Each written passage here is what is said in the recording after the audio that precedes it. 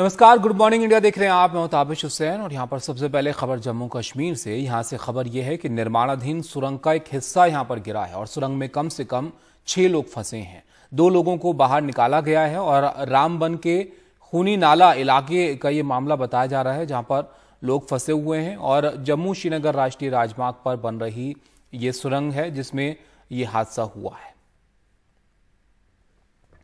हमारे सहयोगी नजीर हमारे साथ हैं, उनके पास चलते हुए जानकारी के लिए। नजीर, बताइए फिलहाल की ताजा स्थिति वहां पर क्या है? ताबिश, ये वहाँ रेस्क्यू ऑपरेशन जो है, बचाव कार्रवाइयां जारी है। कल रात से ही जब ये टनल वहाँ कोलैप्स हुई है, उसका एक पोर्शन जिसमें 8-9 लोग जो काम कर रहे थे वो वहाँ फंसे। 2 लोग वहां से बाहर निकलने में कामयाब हुए, लेकिन पूरे रात से जो रेस्क्यू ऑपरेशन जारी है। माना जाता है 6 या 7 लोग अभी भी वहाँ फंसे हैं, उनको बाहर निकालने की कोशिश जारी है। इस जो हाईवे है, श्रीनगर जम्मू नेशनल हाईवे जो है, तो इसमें रामबन और बानिहाल है, उसमें कई एक जो टनल बनाए जाते हैं, कई डिफिकल्ट पहाड़ हैं, यंग हिमालयन माउंटेन से, और उसमें वो उनको ठहराव बहुत ही मुश्किल है कि किस तरह वहां बनाया जाए। इसीलिए जब ये बनाया जाए पोर्शन उसमें धंस गया, तो वहां से ये 6 लोग उसमें अभी भी फंसे हैं। तो राहत कार्य जारी है, तो ये कोशिश की जा रही है उनको सही सलामत बाहर निकाला जाए। तो इन लोगों से बात हो पा रही है नजीर? इनसे संपर्क कर पा रहे हैं वहां पर जो बचाव कार्य में लोग लगे हैं? नहीं, संपर्क का कोई अंदाजा नहीं, लेकिन जो वहाँ प्रशासन के लोग हैं, रेस्क्यूअर्स वहाँ फौरन वहाँ पहुंचे उस खूनी नाला के जगह जहाँ ये टनल वहाँ उसका वो केव इन हुई है जी। तो वहाँ वो राहत कार्य जारी है और उनको उम्मीद है, जो प्रशासन के अधिकारी वो कहते हैं उम्मीद है जल्द, क्योंकि कोई बड़ी टनल वहाँ नहीं है, उनको उम्मीद है शायद जल्दी बचाव कार्य में उनको निकाला जा सकेगा। शुक्रिया नजीर आपका सब जानकारी के लिए। तो ये हादसा यहाँ पर हुआ है, सुरंग का एक हिस्सा गिरा जिसमें 6 लोग फंस गए और इनको बचाने के लिए राहत और बचाव का काम भी वहाँ पर किया जा रहा है। थोड़ा मुश्किल इलाका है, इसलिए अब राहत टीम भी वहाँ पर मौके पर पहुंची जब यह हादसा हुआ और अब कोशिश की जा रही है कि इन लोगों को सही सलामत वहां से निकाला जाए। अगली खबर का रुख करते हैं और आपको बताएं कि लालू प्रसाद यादव के घर पर सीबीआई के छापे होने की खबर है और सीबीआई जो है ये छापेमारी कर रही है लालू यादव के घर पर, और 15 अलग अलग जगहों पर ये छापेमारी हो रही है, ऐसी खबर आ रही है। और साथ ही आपको बताएं कि सत्ता में रहते हुए भर्तियों में अनियमितता के मामले में ये छापेमारी की जा रही है। लालू प्रसाद यादव और उनकी बेटी पर अनियमितता का आरोप यहां पर लगा और आरजेडी के अध्यक्ष लालू यादव हैं जिनसे जुड़े हुए अलग अलग जगहों पर ये छापेमारी अब की जा रही है। मनीष कुमार हमारे साथ हैं, नेशनल एडिटर न्यूज, हमारे सहयोगी वरिष्ठ। मनीष जी, बताइए इस पूरे मामले के बारे में भी और कहां पर जो है ये छापेमारी फिलहाल हो रही है? देखिए, ये छापेमारी के बारे में जो सीबीआई के द्वारा खबर दी गई है, वो करीब 15 जगहों पर छापेमारी चल रही है। इसमें कई सारे ऐसे लोग भी हैं जो जिनको नौकरियां मिली थी, लेकिन मुख्य जो छापेमारी है उसका जो फोकस है वो है 10 सर्कुलर रोड, जो कि राबड़ी देवी का आवास है। वहां पर सीबीआई की टीम करीब सुबह 6:30 बजे से यहाँ पर आई हुई है और ये मामला जो है 2004 से 2009 का, जब लालू यादव रेल मंत्री थे उस समय जो नौकरियां दी गई थी उसके संबंध में है।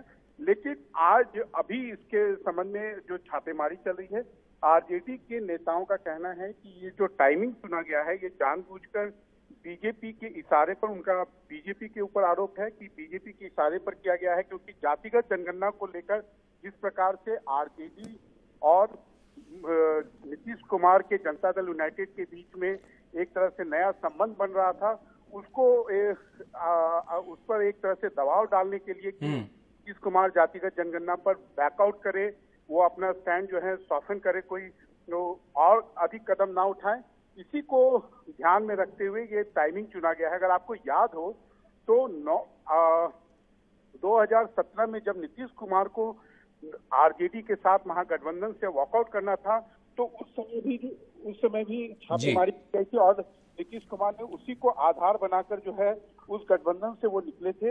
और आज उसी का उल्टा है, जब उसके संबंध एक तरह से आरजेडी के साथ कुछ मुद्दों पर सामान्य हो रहे हैं, तो उसी को उस पर बीजेपी, ये आरजेडी के लोगों का आरोप है कि बीजेपी असहज है और इसी को ध्यान में रखते हुए इस छापेमारी को इतने सालों के बाद अंजाम दिया जा रहा है। शुक्रिया मनीष जी आपका सब जानकारी के लिए। तो लालू यादव के घर पर और कई जगहों पर सीबीआई जो है छापेमारी कर रही है। उसकी टाइमिंग को लेकर भी जाहिर है क्योंकि राजनीति होगी वहां पर, क्योंकि लालू यादव को लेकर सियासत लगातार वहां पर होती रहती है। फिलहाल की जानकारी यह है कि उनके घर पर छापेमारी यहां पर सीबीआई की तरफ से की जा रही है। उधर सुप्रीम कोर्ट से जमानत मिलने के बाद अब आखिरकार समाजवादी पार्टी नेता आजम खान आज जेल से बाहर आने वाले हैं। सुबह करीब 9 बजे जेल से बाहर वो आ सकते हैं और आजम खान को लेने उनके बेटे अब्दुल्ला आजम और शिवपाल यादव सीतापुर जेल पहुंचे हैं। आजम को गुरुवार 19 मई को जमानत मिली थी और कोर्ट ने जमीन पर कब्जा और ठगी मामले में उन्हें अंतरिम जमानत दी है। सुप्रीम कोर्ट ने कहा कि केस के अजीबोगरीब तथ्यों को देखते हुए अंतरिम जमानत दे रहे हैं। आजम खान फरवरी 2020 से सीतापुर की जेल में बंद है। 2019 में रामपुर से लोकसभा सदस्य चुने जाने के बाद उनके खिलाफ 87 मामले दर्ज किए गए।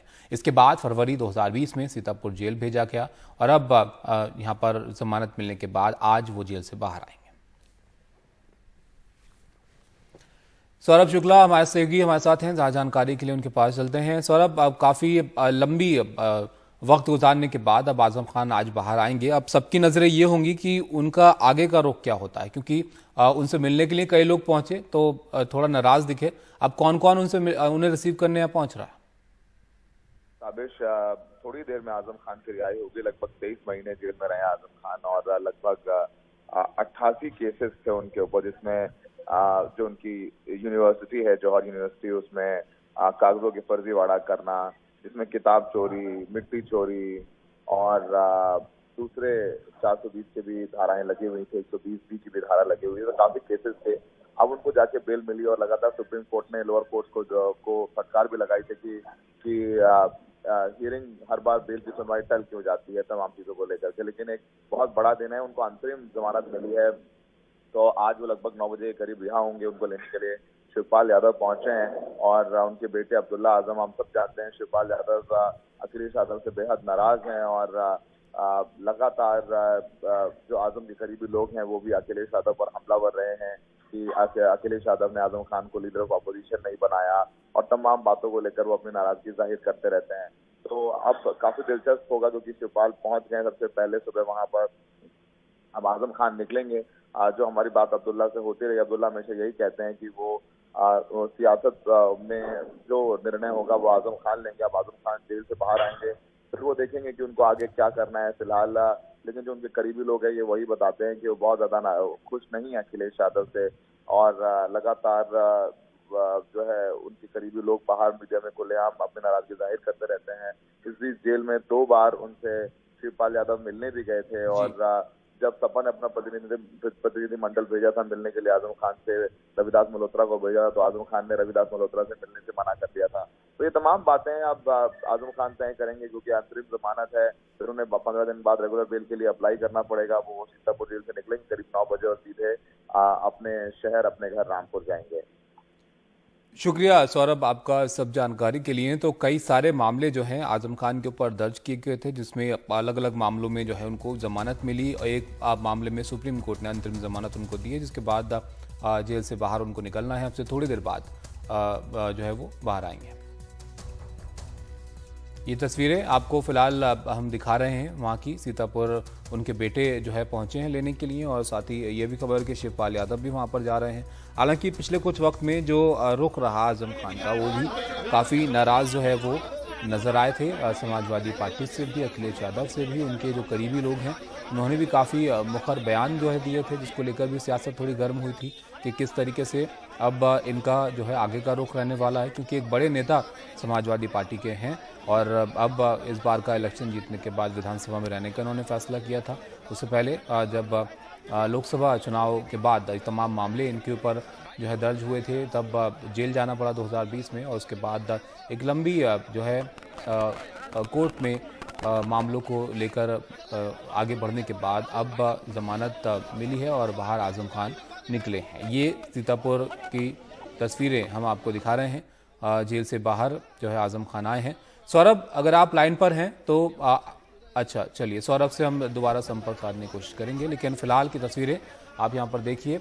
आजम खान जेल से बाहर आते हुए यहाँ पर गाड़ी में। उनको रिसीव करने के लिए उनके बेटे जो है वहाँ पर पहुँचे थे और दोनों बेटे इनको रिसीव करने के लिए पहुँचे थे। इससे पहले ही जो इनके बेटे हैं अब्दुल्ला, उनको भी ज़मानत मिल गई थी और अब आज़म खान जेल से बाहर यहाँ पर आ गए हैं। सौरभ, तस्वीरें हम देख पा रहे हैं, आज़म खान बाहर आए हैं जेल से। कौन कौन इनके साथ हैं? उनके जो दोनों बेटे हैं अब्दुल्ला और अजीम, दोनों उनके साथ में हैं। इसके साथ में जो उनके कुछ समर्थक हैं वो भी वहां पर मौजूद हैं और शिवपाल यादव उनको लेने के लिए पहुंचे हैं और सीतापुर से लगभग 23 दिन बाद जेल से निकले हैं आजम खान। और लगातार जैसे कि हम और आप अभी बात भी कर रहे थे, ये भी कयास लगाए जाते रहे कि आजम खान की अगली स्ट्रेटेजी क्या होगी। आजम खान लोकसभा चुनाव जीते थे, फिर इस बार जेल से ही विधानसभा चुनाव लड़े आजमगढ़ रामपुर शहर से और उन्होंने वो सीट काफी वोटों से जीती थी, जिसके बाद उन्होंने लोकसभा सदस्यता से इस्तीफा दिया। तो राजनीतिक तौर पर काफी एक्टिव रहे हैं आजम खान और उनके जो उनके बेटे हैं और भारी पुलिस बल भी आप देख सकते हैं कि वो गाड़ी में बैठ रहे हैं, काली छतरी पहने हुए हैं और अपने जो उनका अपना एक अंदाज है उसी अंदाज में वो जेल से निकले हैं। इनोवा गाड़ी में बैठ के निकल रहे हैं और सीधे जो हमें बताया गया है जो उनके करीबी लोग हैं कि आजम खान सीधे जेल से निकल करके अपने शहर घर अपने रामपुर जाएंगे। वहीं पर उनका परिवार रहता है और इस तमाम केसेस में उनकी पत्नी ताजीम फातिमा भी जेल में रही, उनके बेटे अब्दुल्ला आजम भी जेल में रहे। और साबिश आप जानते हैं कि उनको कोविड की सेकेंड वेव में कोरोना हो गया था और लगभग वो भी मेदांता में काफी दिन एडमिट रहे, आईसीयू में रहे। उनकी तबीयत बहुत ज्यादा बिगड़ गई थी, लेकिन बाद में उनकी तबीयत ठीक हुई। तो फिलहाल लगभग 23 महीने बाद सपा नेता आजम खान जेल से रिहा हो गए। उनको अंतरिम जमानत सुप्रीम कोर्ट ने कल दी थी। कुछ दिन बाद उनको सुप्रीम कोर्ट में रेगुलर जमानत अप्लाई करनी पड़ेगी और एक बहुत बड़ा सिग्निफिकेंट डेवलपमेंट है आजम खान की रिहाई, क्योंकि अब राजनीति अब आजम खान की क्या होगी, क्या वो सपा में रहेंगे नहीं रहेंगे, तो ये काफी अहम हो जाता है। तो अब सौरभ, क्या किसी तरीके की कोई प्रतिक्रिया परिवार की तरफ से या समाजवादी पार्टी की तरफ से आई है? देखिए, परिवार की तरफ से कल उनकी पत्नी ताजीम फातिमा ने जो मीडिया से बात की थी रामपुर में, वही कहा था कि ये सच की जीत है। और अभी समाजवादी पार्टी ने इसको लेकर कोई प्रतिक्रिया नहीं दी है। जो उनके नेता हैं वो कह रहे हैं कि वो काफी खुश हैं, आजम खान उनके नेता हैं, सपा के संस्थापक सदस्यों में से हैं और उनकी रिहाई से सब बहुत खुश हैं। तो हो सकता है कि आज सपा प्रमुख अखिलेश यादव इस बारे में बोलें। तो फिलहाल काफी अहम हो जाता है कि आजम खान की रिहाई हुई है और एक बड़ा पॉलिटिकल डेवलपमेंट भी होगा, क्योंकि अभी वो निकले हैं। निकलने के बाद उनका राजनीतिक ग्रुप क्या रहता है, क्योंकि उन्होंने सपा के प्रतिनिधि मंडल से मिलने से मना किया था। शिवपाल उनसे 2 बार मिले हैं। सब जानते हैं शिवपाल अखिलेश से नाराज हैं। शिवपाल की अपनी अलग राजनीतिक दल है, प्रगतिशील समाजवादी पार्टी। क्या आजम खान शिवपाल के साथ जाएंगे या अखिलेश से उनकी बातचीत होगी? तो काफी कुछ अब भविष्य के गर्त में है, क्योंकि अब्दुल्ला बाहर थे, अब्दुल्ला भी विधायक हैं, लेकिन अब्दुल्ला छोटे हैं। सियासत तो उनके पिता शख्सियत अब्दुल्ला लगातार यही कहते रहेंगे कि वो सपा में हैं अभी, लेकिन आगे जो भी निर्णय होगा तो आजम साहब तय करेंगे, ना कि अब्दुल्ला। लेकिन सौरभ, राजनीतिक रूप से अगर इसको देखें, शिवपाल यादव से जो है आजम खान मिले, समाजवादी पार्टी के लोगों से थोड़े नाराज दिखे। अब शिवपाल के साथ अगर जाते हैं तो शिवपाल कहाँ हैं और उनके साथ जाकर जो है क्या इनकी सियासत आगे हो सकती है? देखिए, शिवपाल हमेशा से ही अखिलेश हाँ, क्योंकि वो भी नाराज अखिलेश यादव से नजर आते हैं। देखिए, अब अखिलेश यादव पर काफी निर्भर करेगा कि वो मिलने जाते हैं नहीं जाते हैं। अगर अखिलेश यादव रामपुर जाएंगे मिलने के लिए तो आजम क्या उनसे मिलते हैं नहीं मिलते हैं? ऐसा नहीं कि आजम ना मिले हो उनसे, लेकिन जैसे कि जब सपा ने अपना प्रतिनिधिमंडल भेजा था पिछले महीने, इसमें रविदास मल्होत्रा शामिल थे, तो अखिलेश यादव ने उनसे मिलने से मना कर दिया था। माफ कीजिएगा, आजम खान ने उनसे मिलने से मना कर दिया था। सपा के विधायक उनसे नहीं मिल पाए थे। लेकिन जब शिवपाल यादव गए 2 बार, तो शिवपाल यादव से उनकी मुलाकात हुई जेल के अंदर। तो लगातार शिवपाल यादव की कोशिश है कि आजम खान को तोड़ लिया जाए समाजवादी पार्टी से और जो उनका राजनीतिक दल है या आगे कोई राजनीतिक रेनबो बनाया जाए, क्योंकि आजम खान बड़े पश्चिमी उत्तर प्रदेश के बड़े नेता हैं। मुसलमानों के भी बड़े नेता हैं, सपा का एक मुस्लिम चेहरा है जी। और लगातार आजम खान को लेकर के, चाहे वो ओवैसी रहे हों, चाहे वो दूसरे राजनीतिक दल के लोग रहे हों, वो अखिलेश यादव पर हमलावर रहे हैं कि नहीं, जो आजम खान को सम्मान मिलना चाहिए था, सपा को जो उनके जेल से रिहाई के लिए आंदोलन करने चाहिए तो वो सपा ने नहीं किए, तो कहीं ना कहीं सपा आजम खान के साथ खड़ी नजर नहीं आती है। तो तमाम आरोप लगते रहे अखिलेश यादव के ऊपर। लेकिन देखिए, आजम खान एक सीजन पॉलिटिशियन है, बहुत कई दशकों का राजनीतिक अनुभव है, मंत्री रहे हैं, सांसद रहे हैं, विधायक रहे हैं, तो उनको पता है कि राजनीति में उनको क्या करना है, कैसे करना है। तो अब आगे की रणनीति क्या होगी? आज तो रिहा हुए हैं, फिर वो रामपुर जाएंगे, अन्य लोगों के साथ बातचीत करेंगे, 2 साल बाद लगभग वो रिहा हुए हैं, अपने परिवार के साथ वक्त बिताएंगे और हो सकता है कि आजम खान उनसे मिलने जाएं। तो देखना होगा कि आगे क्या होता है जब आजम खान सपा प्रमुख अखिलेश यादव मिलते हैं। बाकी तो भविष्य के अर्थ में राजनीति में कुछ भी हो सकता है। शिवपाल चाहते हैं कि आजम खान सपा का दामन छोड़ दें, उनके साथ आ जाएं।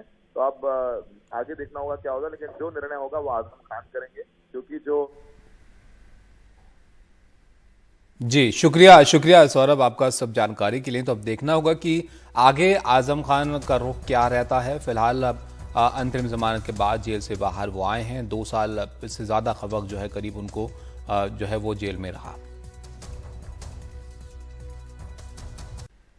ब्रेक के बाद आपका स्वागत है। लालू प्रसाद यादव के घर पर सीबीआई की छापेमारी जो है वो हो रही है और आपको बताएं कि लालू यादव के घर और 15 अलग अलग जगहों पर यह छापेमारी सीबीआई की तरफ से की जा रही है।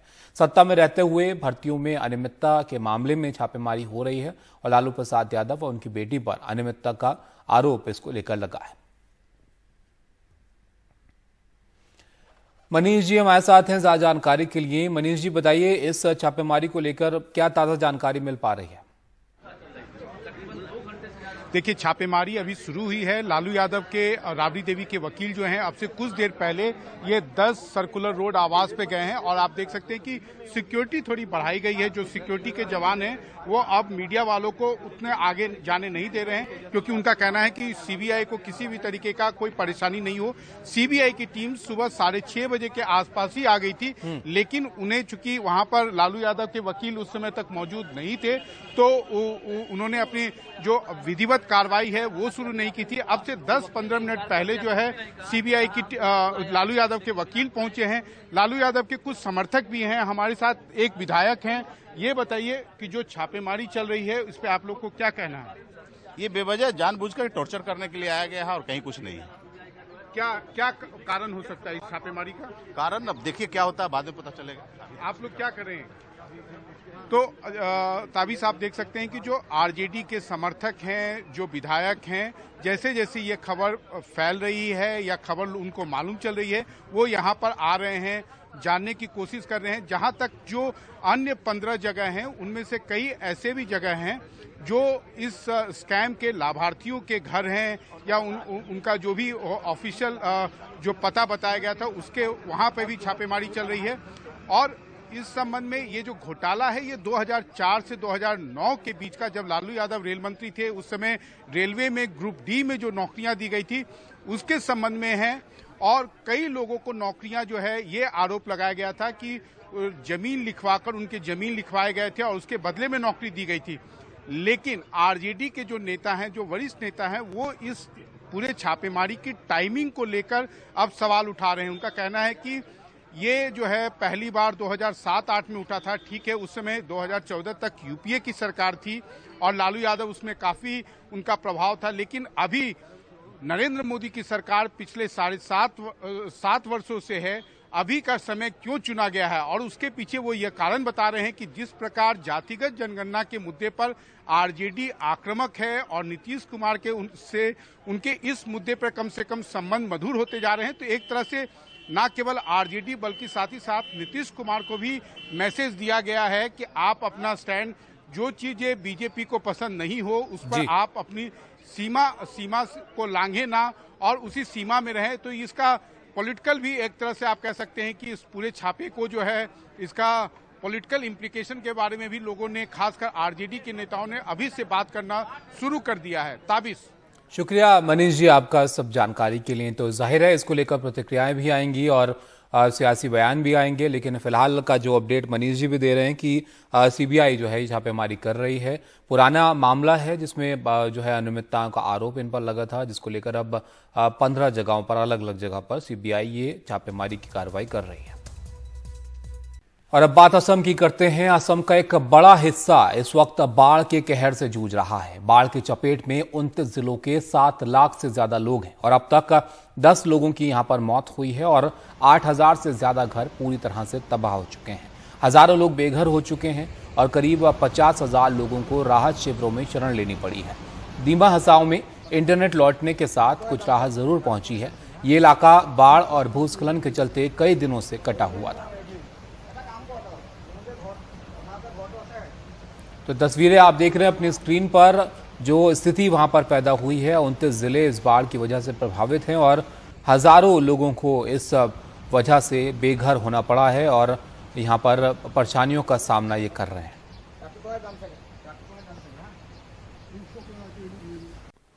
नमस्कार, गुड मॉर्निंग इंडिया के इस खास शो में आपका बहुत बहुत स्वागत है। मैं हूं आपके साथ जया कौशिक और मेरे साथ हैं ताबिश। शुरुआत कर रहे हैं इस वक्त की बड़ी खबर के साथ। आरजेडी अध्यक्ष लालू प्रसाद यादव और उनकी बड़ी बेटी मीसा भारती के खिलाफ सीबीआई इस वक्त छापेमारी कर रही है। लालू प्रसाद यादव के बिहार के मुख्यमंत्री के तौर पर उनके कार्यकाल के दौरान भर्तियों में कथित अनियमितताओं के चलते सीबीआई इस वक्त ये कार्रवाई कर रही है। पटना में लालू प्रसाद यादव के घर पर ये छापेमारी हो रही है। इसके अलावा मीसा भारती का जो दिल्ली में घर है वहां पर छापेमारी चल रही है। कुल 15 अलग अलग जगहों पर ये सीबीआई छापे मार रही है। और भ्रष्टाचार के इस मामले में कार्रवाई करते हुए सीबीआई की टीम पटना स्थित लालू यादव के आवास पर पहुंची है। उनके इसके अलावा 15 अलग अलग जगहों पर भी छापेमारी की जा रही है और काफी पुराना ये मामला बताया जा रहा है, करीब 2009 के आसपास का, जिसको लेकर अब यहाँ पर ये कार्रवाई की जा रही है। हमारे सहयोगी मनीष कुमार हमारे साथ हैं ताज़ा जानकारी के लिए, उनके पास हम जुड़ेंगे। लेकिन फिलहाल जो आज ताज़ा अपडेट इसको लेकर आ रहा है वो ये कि 15 जगहों पर अलग अलग जो है लालू यादव के घर के साथ ये सीबीआई छापेमारी कर रही है।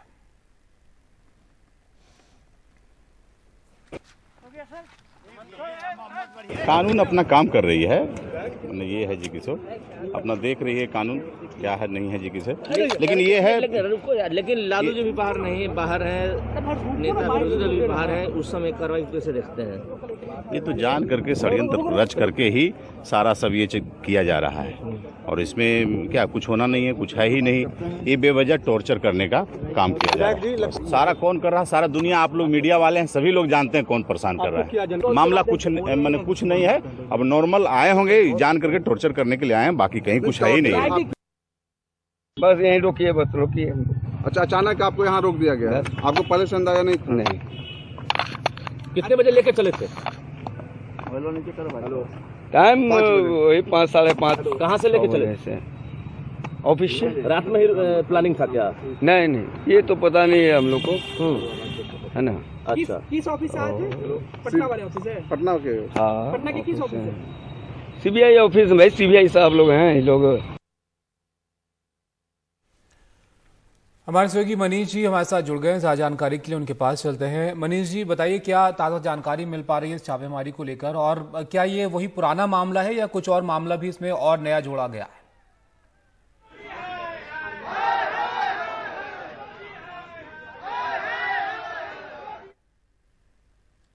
मनीष, आपको हमारी आवाज मिल पा रही है? जय, मैं आपको बता दूं, चूंकि यहाँ पर अभी फिलहाल आरजेडी के कार्यकर्ता नारेबाजी कर रहे हैं, तो 50 की संख्या में जो है आरजेडी कार्यकर्ता यहाँ जुटे हैं और वो फिलहाल नारेबाजी कर रहे हैं। उसी और साथ ही साथ हमारे कैमरामैन हबीब दिखाएंगे कि यहाँ पर जो राबड़ी देवी का आवास है, यहाँ पर सुरक्षा व्यवस्था कड़ी की गई है, रीइंफोर्समेंट भी भेजा गया है, क्योंकि जो विधायक हैं या समर्थक हैं उनकी संख्या जैसे जैसे खबर फैलती जा रही है वैसे वैसे उनकी संख्या बढ़ रही है। सीबीआई की टीम जो है करीब 6:30 बजे सुबह यहाँ पर आई थी और लेकिन लालू यादव के वकील यहाँ नहीं पहुंचे थे, वो करीब 8:30 बजे पहुंचे हैं। तो जो विधिवत रूप से छापेमारी की प्रक्रिया है वो करीब 8:30 बजे से शुरू हुई है। ये जो मामला है निश्चित रूप से ये पुराना मामला है, इसके बारे में सब लोग जानते हैं कि रेलवे में जब लालू यादव रेल मंत्री थे 2004 से 2009 के बीच में, उस समय कई लोगों को नौकरियां दी गई थी, उसके बदले में उनसे जमीन लिखवाई गई थी। 2017 में IRCTC का एक घोटाले के संबंध में CBI ने प्राथमिकी दर्ज की थी। ये उसी से जुड़ा हुआ मामला है, लेकिन RJD के नेता जो विधायक यहाँ जुटे हुए हैं जया, वो इसके टाइमिंग को लेकर सवाल कर रहे हैं। हमने अभी से कुछ देर पहले 2 विधायकों आलोक मेहता और डॉक्टर मुकेश रोशन से बात की। उनका कहना है कि इफ्तार के बहाने जैसे ही नीतीश कुमार और तेजस्वी यादव के बीच नजदीकियां बढ़ी, बीजेपी कहीं ना कहीं उससे अनर्व्ड हुई, बीजेपी को उससे परेशानी हुई। जातिगत जनगणना पर जैसे ही तेजस्वी यादव आक्रामक हुए, नीतीश कुमार ने उसको आधार बनाकर सर्वदलीय बैठक कराने की बात की। इससे कहीं ना कहीं बीजेपी असहज थी और इस छापेमारी के बहाने RJD के विधायकों के, अगर आप माने, उनका कहना है कि नीतीश कुमार को भी मैसेज दिया जा रहा है कि आप ऐसा कोई कदम ना उठाएं और खासकर उन विषयों को जैसे जातिगत जनगणना पर आप अधिक सक्रिय ना हो, जिससे बीजेपी की परेशानी या जो बीजेपी के एजेंडे को सूट नहीं करता है। जया जी, जैसा कि आप बता रहे हैं, यहाँ पर RJD के जो नेता हैं वो टाइमिंग पर सवाल उठा रहे हैं और हाल फिलहाल हमने तस्वीरें भी देखी थी इफ्तार के दौरान किस तरह से नजदीकी नजर आई थी, नीतीश कुमार तेजस्वी यादव नजर आए थे। इसके अलावा जातिगत जनगणना को लेकर भी एक राय नजर आते हैं। आपसे समझना चाह रहे हैं इस वक्त तेजस्वी यादव कहां पर है और 15 अलग अलग किन जगहों पर ये छापेमारी चल रही है?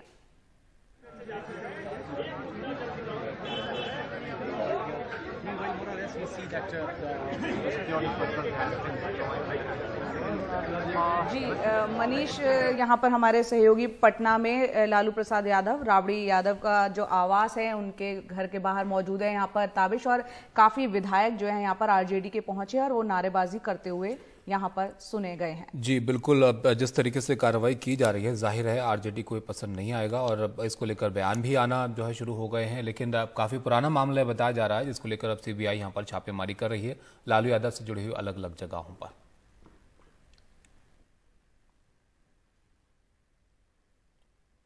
और हमारे सहयोगी मनीष कुमार ने RJD के जो विधायक हैं उनसे इस संबंध में बात भी की है, वो भी सुना देते हैं आपको।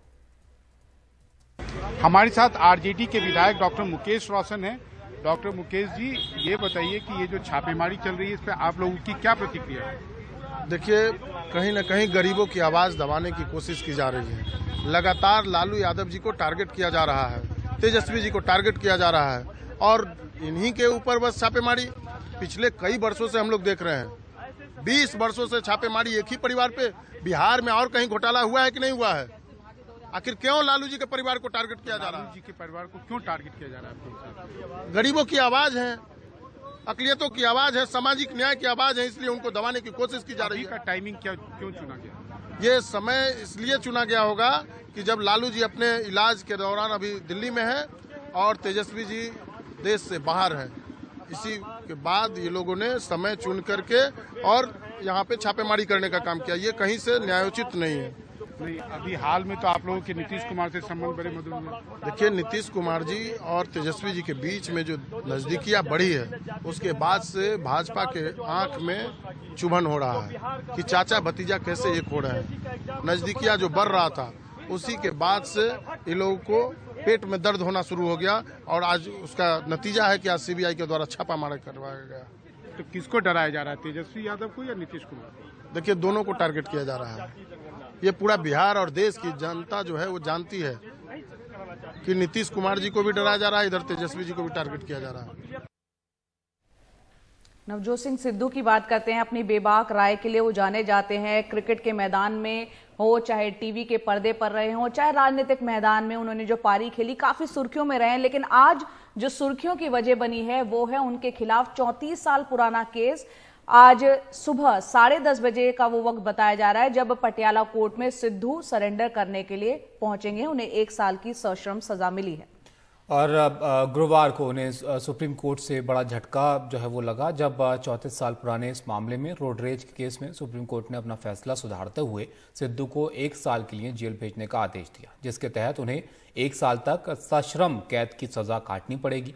सिद्धू के पास अब अपील के विकल्प भी नहीं बचे हैं, लेकिन सिद्धू क्यूरेटिव पिटीशन यहां पर दायर कर सकते हैं। गजाली हमारे साथ हैं ज़्यादा जानकारी के लिए। गजाली, काफ़ी पुराना ये मामला है, अब जाहिर है ज़्यादा विकल्प भी सिद्धू के पास नहीं है। थोड़ा इस मामले के बारे में बताइए और फिलहाल सिद्धू कहाँ है? जी देखिए, मामले की अगर बात करें तो 1988 का इसी शहर का मामला है, पटियाले का, जहां के रिहायशी नवजोत सिंह सिद्धू हैं और जो विक्टिम थे, जो जिनकी मौत हो गई, गुरनाम सिंह 65 साल के थे और पटियाला के SBI का हेड ब्रांच है, वहां पर जब पार्किंग को लेके गाड़ी लेके गुरनाम सिंह अपने दो साथियों के साथ आ रहे थे, वहां पर नवजोत सिंह सिद्धू की गाड़ी रुकी हुई थी। इन्होंने हॉर्न बजाया, उसके बाद दोनों में झगड़ा होता है और आरोप ये लगा कि नवजोत सिंह सिद्धू ने उनकी पिटाई की। पिटने के बाद या पिटाई होने के बाद जब गुरनाम सिंह के दो साथी उनको अस्पताल ले जाते हैं, उनको मृत घोषित किया जाता है और उसके बाद से ये केस पटियाला की जिला अदालत से लेकर पंजाब हरियाणा हाई कोर्ट और उसके बाद सुप्रीम कोर्ट पहुंचता है। पहले जिला अदालत से इन्हें बरी कर दिया जाता है, एक्विट कर दिया जाता है। उसके बाद जो परिवार है, मृतक का जो परिवार है गुरनाम सिंह का, वो हाई कोर्ट जाते हैं। हाई कोर्ट में इनको सजा होती है 3 साल की। नवजोत सिंह सिद्धू हाई कोर्ट के फैसले के खिलाफ सुप्रीम कोर्ट जाते हैं। सुप्रीम कोर्ट से इनको सिर्फ 1000 रुपए फाइन करके इनको छोड़ दिया जाता है। इस फैसले के खिलाफ एक रिव्यू पिटीशन मृतक का परिवार डालता है, जिसकी सुनवाई पिछले साल से शुरू होती है और उसके बाद कल जो है उसी रिव्यू पिटीशन के बाद जिस पे सुप्रीम कोर्ट का यह आदेश आता है कि नवजोत सिंह सिद्धू को 1 साल के कारावास के लिए भेजा जाए। जी गजाली, यहाँ पर अगर है पीछे जहाँ आप देख रहे हैं सारे लोग खड़े।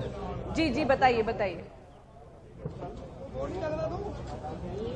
नवजोत सिंह सिद्धू का घर है यहाँ पर, ये पीछे जो आप देख रही हैं, जहाँ पे मीडिया कर्मियों की भीड़ लगी है। और सबसे हैरानीजनक बात जो आप पूछना भी चाह रही हैं राजनीतिक तौर पर, कल नवजोत सिंह सिद्धू के खिलाफ जब ये फैसला आया तो इसी पटियाला शहर में हाथी की सवारी कर रहे थे और जो प्राइस राइज है या बढ़ती महंगाई के खिलाफ वो प्रदर्शन कर रहे थे।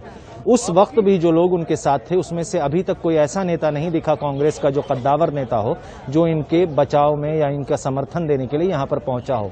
1-2 विधायक, पूर्व विधायक जो इनके साथ थे वो मिलने आ चुके हैं। अब अगर राजनीति की बात करें जया, तो कयास आ रहा है, ये लगाई जा रही है कि हालांकि सिर्फ कारावास 1 साल का है तो आगे चुनाव तो लड़ सकते हैं, लेकिन कहीं ना कहीं अगर देखा जाए तो ये कोई बहुत हीनस क्राइम नहीं है जैसे करप्शन के एलिगेशंस लगते हैं या मर्डर एलिगेशंस लगते हैं या रेप के जैसे क्राइम हो। तो राजनीतिक तौर पर कई लोगों का मानना यह है कि नवजोत सिंह सिद्धू एक तो बड़बोले बहुत हैं, खुद की बात करते हैं, इन पर यह भी हमेशा आरोप लगते रहे हैं कि सेल्फ सेंटर्ड हैं, अहंकारी हैं, बातचीत ढंग से नहीं करते हैं। तो कई लोग कह रहे हैं कि ये 1 साल का जो एक ब्रेक मिलेगा नवजोत सिंह सिद्धू को, इसी शहर के हैं और इसी शहर के जेल में ही इनको डाला जाएगा। तो कहीं ना कहीं एक आत्मचिंतन कर सकते हैं, लेकिन क्या आगे राजनीति में उनकी क्या साख रहेगी? क्योंकि हमने देखा है कि जिस तरह से सज्जन सिंह, जगदीश टाइटलर वगैरह के ऊपर आरोप लगते रहे हैं सिख दंगों के दिल्ली में, इसके बाद और भी कई आरोपी ऐसे रहे हैं, वो अक्सर चुनाव भी लड़ते हैं, लेकिन कन्विक्शन के बाद, सजा याफ्ता होने के बाद क्या पार्टी उनको उस तरह से तरजीह देगी? क्योंकि पार्टी में तो पहले ही वो साइडलाइन हो चुके थे, प्रधानगी उनसे ले ली गई थी, यानी अध्यक्षता पंजाब की कांग्रेस की ले ली गई थी। लेकिन फिर भी पिछले 2 महीने से, जब से चुनाव खत्म हुए, नई सरकार आई है, हर जगह पंजाब के मुद्दों को लेकर एक्टिव थे, सरकार से भी वार्तालाप करते रहे, मुख्यमंत्री से भी मुलाकात की। लेकिन अब जो ये सजा का ऐलान हुआ है, आदेश आया है, उससे कहीं ना कहीं ये अभी भी क्लियर नहीं हो पाएगा कि आगे आने वाले 1 साल के बाद और क्या इनके राजनीतिक करियर पर क्या असर पड़ेगा, क्या सिद्धू में कोई बदलाव आएगा? क्योंकि याद रहे जब अमरिंदर सिंह की कैबिनेट से 2019 के लोकसभा चुनाव के बाद हटाया गया था तो 2 साल तक सिद्धू बिल्कुल कह सकते हैं कि किसी मीडिया से बातचीत नहीं, पब्लिक लाइफ में थे ही नहीं। 2021 में अचानक उभरे थे। तो क्या उस तरह का एक चेंज इनकी लाइफ में दिखेगा या इनके पॉलिटिकल करियर को ये हिट करेगा या नहीं, ये तो समय ही बताएगा। लेकिन फिलहाल के लिए बहुत बड़ा सेटबैक माना जा रहा है। जो सवाल मेरे मन में था वो आपने बेहतरीन तरीके से उसका आकलन, विश्लेषण करा है। मोहम्मद गजाली, बहुत बहुत शुक्रिया इस पूरी जानकारी के लिए। तो नवजोत सिंह सिद्धू 10:30 बजे का वो वक्त बताया जा रहा है जबकि पटियाला कोर्ट में सरेंडर करने के लिए पहुंचेंगे। सुप्रीम कोर्ट ने कल उन्हें 1 साल की सश्रम सजा सुनाई है। अब खबर जम्मू कश्मीर से। यहाँ पर निर्माणाधीन सुरंग का एक हिस्सा गिरा है और इस सुरंग में कम से कम 10 लोगों के फंसे होने की खबर है, जिसमें से 3 लोगों को बाहर निकाला गया है और राहत और बचाव का काम यहाँ पर किया जा रहा है। आपको बता दें, रामबन के खूनी नाला इलाके में ये लोग फंसे हुए हैं। जम्मू श्रीनगर राष्ट्रीय राजमार्ग पर ये सुरंग बन रही थी जिस दौरान ये घटना घटी है। फिलहाल 10 लोग अंदर फंसे हुए बताए जा रहे हैं और इस वक्त रामबन के जो डीसी हैं मसरत इस्लाम वो हमारे साथ जुड़ रहे हैं। बहुत बहुत शुक्रिया सर हमसे जुड़ने के लिए। इस वक्त फिलहाल क्या स्थिति है, कितने लोग यहाँ सुरंग में फंसे हुए हैं? रिपोर्टेडली मैम अभी 10 जो लेबरर्स हैं वो वहां पर इस वक्त ट्रैप्ड हैं। हमारा ऑपरेशन का 12 शुरू हुआ। इंसिडेंट को अराउंड 10:25-10:30 पे हुआ था, लेकिन चूंकि एरिया अनस्टेबल था और ऊपर से डेब्री गिर रहा था, हमारा ऑपरेशन 12 बजे से पहले शुरू नहीं हो पाया। अभी 9.5 घंटे से हमारा ऑपरेशन चल रहा है। मशीन डिप्लॉयड है, हमारी जो SDRF की टीम है, पुलिस के कंपोनेंट्स हैं और आर्मी का जो हमारा कंपोनेंट है वो स्पॉट पे है। काफी एरिया हमने कवर किया है and our attempts to reach the trapped persons is on.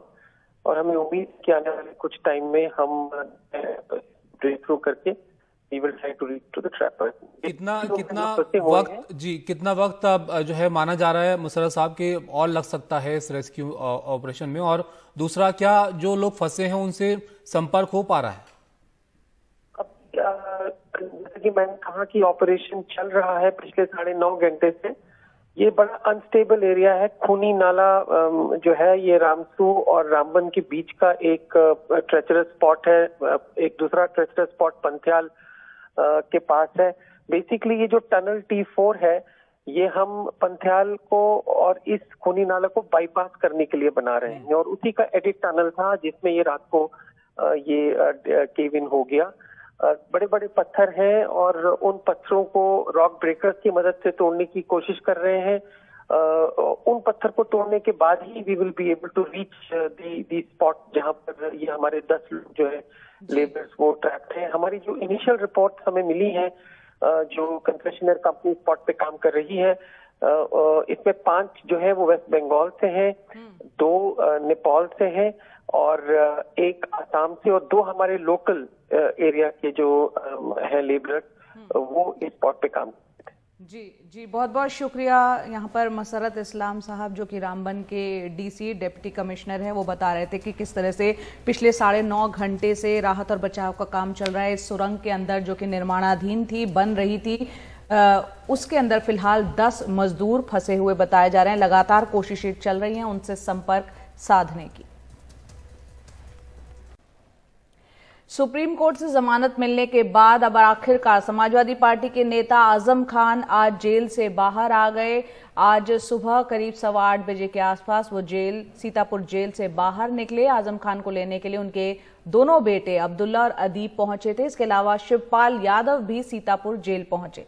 Azam Khan को गुरुवार यानी कल 19 मई को जमानत मिली थी। कोर्ट ने जमीन पर कब्जा और ठगी के मामले में उन्हें अंतरिम जमानत दी। सुप्रीम कोर्ट ने कहा कि केस के अजीबोगरीब तथ्यों को देखते हुए अंतरिम जमानत हम दे रहे हैं। आजम खान फरवरी 2020 से सीतापुर की जेल में बंद है। 2 साल से ज्यादा का वक्त हो चुका है वो जेल में थे। 2019 में रामपुर से लोकसभा सदस्य वो चुने जाने के बाद उनके खिलाफ 87 मामले दर्ज किए गए। इसके बाद फरवरी में सीतापुर जेल उनको भेज दिया गया। और आजम खान की जेल से रिहाई के बाद समाजवादी पार्टी के जो अध्यक्ष हैं अखिलेश यादव, उन्होंने ट्वीट किया है और लिखा है, सपा के वरिष्ठ नेता व विधायक माननीय श्री आजम खान जी के जमानत पर रिहा होने पर उनका हार्दिक स्वागत है। जमानत के इस फैसले से सर्वोच्च न्यायालय ने न्याय को नए मानक दिए हैं। पूरा एतबार है कि वो अन्य सभी झूठे मामलों मुकदमों में बाइज्जत बरी होंगे। झूठ के लम्हे होते हैं, सदियां नहीं।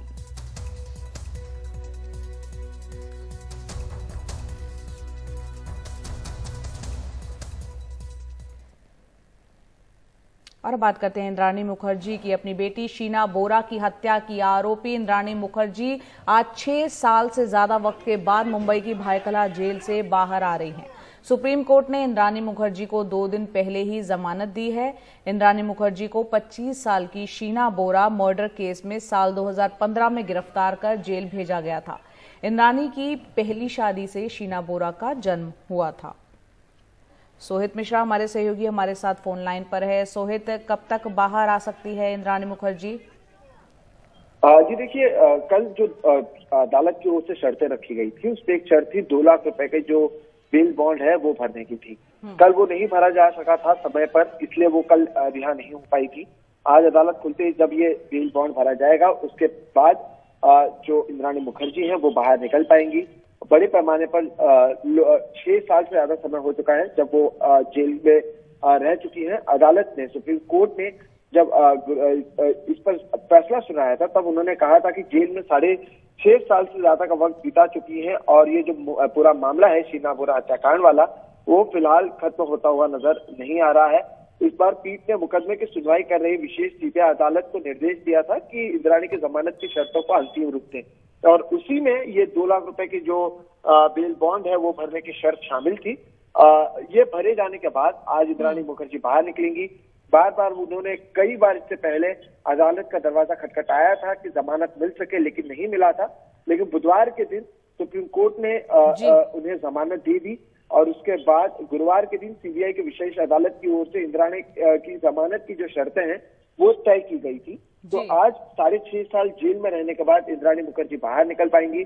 लगातार कई बार हमने देखा है वो सुर्खियों में रही हैं। आज से 6-7 महीने पहले भी वो एक बार फिर से सुर्खियों में थी जब उन्होंने सीबीआई के अध्यक्ष को, जो सीबीआई के मुख्य अधिकारी हैं, उन्हें चिट्ठी लिखी थी और उसमें कहा था कि जेल में उनकी एक साथी ने उनसे कहा है कि शीना बोरा को वो कश्मीर में मिल चुकी है और कश्मीर में उनकी तलाश की जाए। तो इंद्राणी मुखर्जी पहले दिन से ही कहीं ना कहीं ये कहती आई है कि शीना बोरा जो है उनकी हत्या नहीं हुई है और इसी पर वो अड़ी रही है। लेकिन पुलिस की ओर से जो जांच की गई और बाद में सीबीआई की ओर से जो जांच की गई उसमें उन्हें दोषी पाया गया। मामले की जांच लगातार जारी है, लेकिन जिस तरह से अदालत ने कहा कि 6.5 साल से ज्यादा का समय हो चुका है और अब तक ये मामला नहीं सुलझा है, इसलिए उन्हें जमानत दी गई है। उनकी जो तबीयत खराब है उसे भी एक रीजन माना गया है उन्हें जमानत देने के लिए। 24 अप्रैल 2012 को शीना बोरा की रायगढ़ में हुई हत्या थी और उनकी गला घोटकर हत्या की गई थी, फिर पेट्रोल डालकर उनकी लाश को जलाया गया था। तब से ही लगातार जो ये मामला है 2015 में सामने आया था जब श्यामवर राय जो उनके ड्राइवर हैं उन्हें पकड़ा गया था और तब से मामले की लगातार जांच की जा रही थी और अब लगभग 6.5 साल बाद वो आज अदालत की ओर से जो मिले निर्देश हैं उसके बाद जेल से बाहर निकलेंगी। बहुत बहुत शुक्रिया सोहित मिश्रा विस्तार से बताने के लिए और साथ ही इस केस की पृष्ठभूमि बताने के लिए कि लगातार ये केस कितने सालों से चल रहा है और सुप्रीम कोर्ट ने 2 दिन पहले यहां पर जमानत दी है। 6.5 साल से जेल में बंद है इंद्राणी मुखर्जी। फिलहाल ये केस अभी चल रहा है। फिलहाल एक ब्रेक ले लेते हैं और वक्त तो चला आपको टॉप 5 खबरें दिखाने का। आपको करना यह है कि एनडीटीवी इंडिया के यूट्यूब चैनल पर जाना है, पोल का हिस्सा बनना है और बताना है किन खबरों को चैनल पर आप पूरा दिन विस्तार से देखना चाहते हैं। पहली खबर लालू प्रसाद यादव से जुड़ी हुई, जहां रेलवे में भर्ती में अनियमितता के मामले में लालू प्रसाद यादव और उनकी बड़ी बेटी के खिलाफ सीबीआई के छापे चल रहे हैं। सिद्धू को 1 साल की जेल मिली है और आज पटियाला कोर्ट में वो सरेंडर करने जा रहे हैं।